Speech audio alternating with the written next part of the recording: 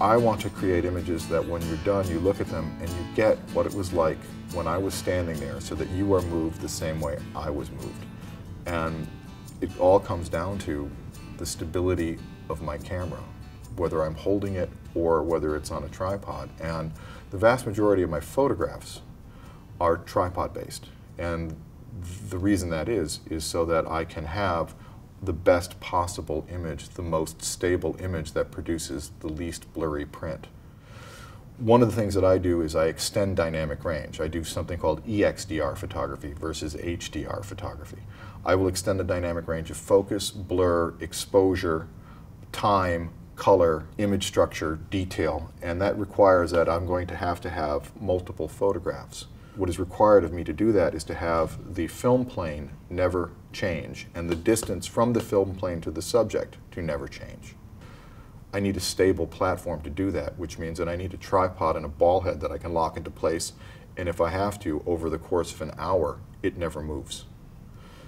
That's very, very important. The tripod system becomes as important to the image as the lens that is capturing it, as the sensor that is recording it, as the software that is manipulating it, because without a stable platform to work on, I cannot produce the art that I produce. There's a photograph that I have of a church steeple in Vermont, right between rainstorms. I wanted the angle of view of 28 millimeters, but I had a 5.5 megapixel camera, and I wanted to blow the picture up to 44 by 36. So when you see this photograph, it's actually 23 images shot with a 200 millimeter lens to replicate the angle of view of a 28 millimeter lens, so that none of the frames are blown up. I actually have to reduce the photograph when it's all done to show it. The only way to have done that was with a stable tripod and a ball head, because I can lock into place. I wanted to be able to have an image where you could see every one of the leaves. I wanted all that resolution. So I took a master shot at 28 millimeter to get an idea, and then proceeded to shoot the image and then assemble it. That creative effect cannot be done handheld.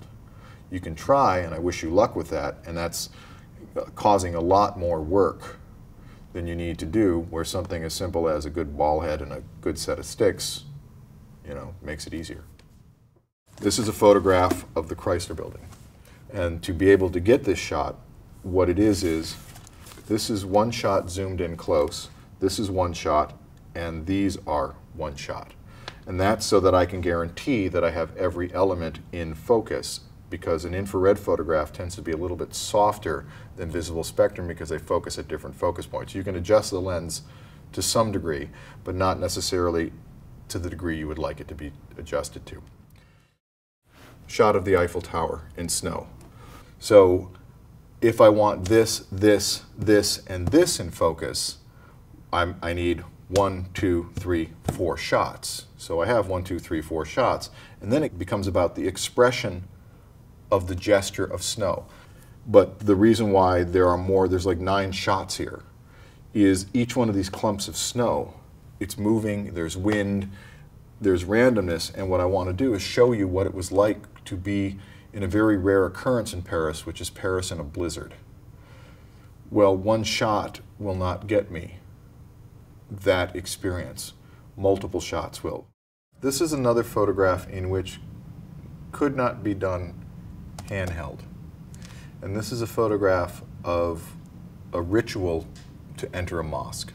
And what you're looking at in this photograph is 1, 2, 3, 4, 5 images to be able to capture simply this gesture, the gesture of putting water on your feet and washing your feet before you walk into a mosque.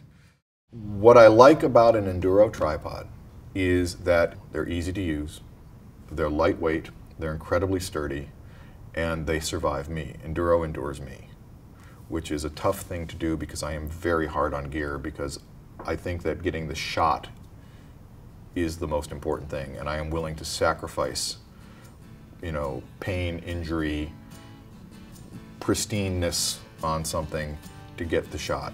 So why do I choose Induro and why do I recommend it?